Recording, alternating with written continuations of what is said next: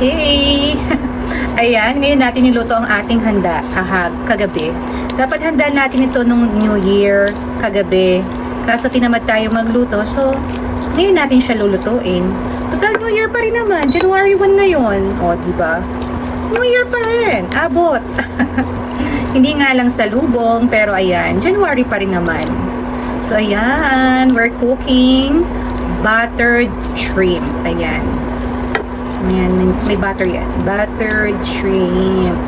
Ito yung binili ko kahapon na shrimp na half kilo lang. Oh my God, super mahal ng hipon. So, half kilo lang to kasi mag-isa lang naman ako. So, okay na to sa akin. Goods na to. So, ayan, ang ating buttered shrimp. Paano lang natin? Papupula-pulahin lang natin.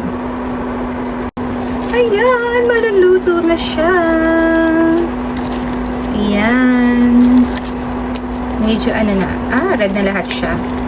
So, pwede na natin siyang kainin. So, yummy. Marami na rin naman yung half kilo. Good na rin naman para sa akin. Oh, okay na to. Pwede na nating ilaman sa tiyan natin. Okay na to?